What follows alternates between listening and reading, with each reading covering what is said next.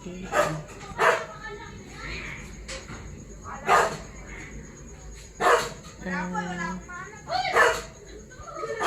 Ano po yung kikiam.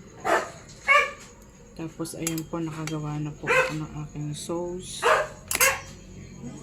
Madali lang naman. Harina lang naman at saka asukal, tsaka toyo, suka at saka sili syempre, tsaka matamis na para nag-aagaw o ayan. Ito na ako ng aking, kasi yung aking mag-ama may midnight snack pa ko.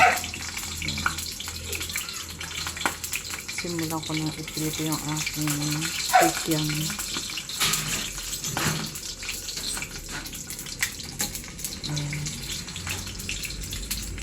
So, ayun yung aking kawali na matiit lang po. Ayan. Kasi, luto ako at yung mag-ama ko meron pa akong midnight snack. Ayan. Ayan pa yung hindi ko na iluluto. So guys, ayan po yung aking nilutong sauce.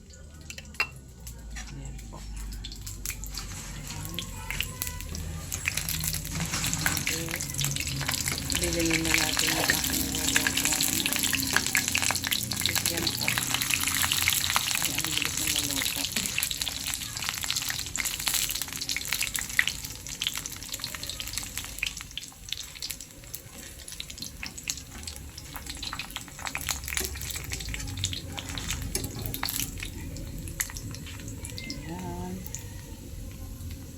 Kesa bumili po sila. Mahilig po silang bumili yung mag-ama ko nito ng kikiam.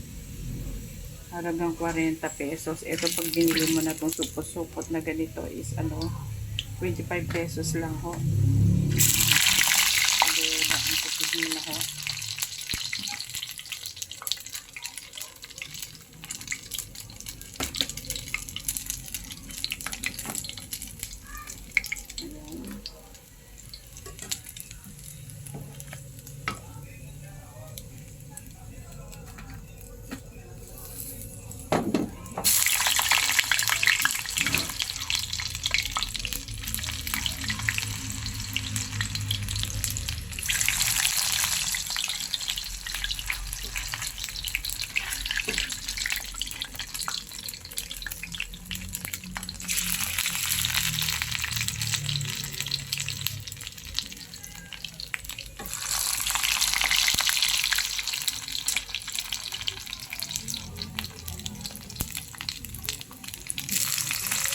Kasi iniwasan ko yung pizzeria po ngayon.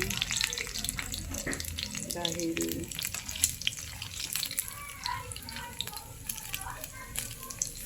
masama sa kalusugan ang pizzeria ko.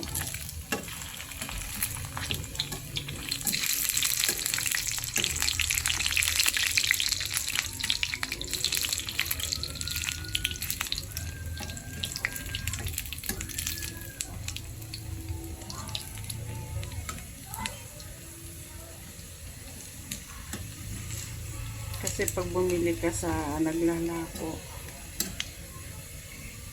halos nauubos nila mag-ama ko 50. Ito lang po yung isang plastic na bibili mo ganito, 25 pesos lang ho.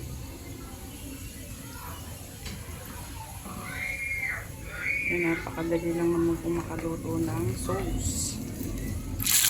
Ito lang naman.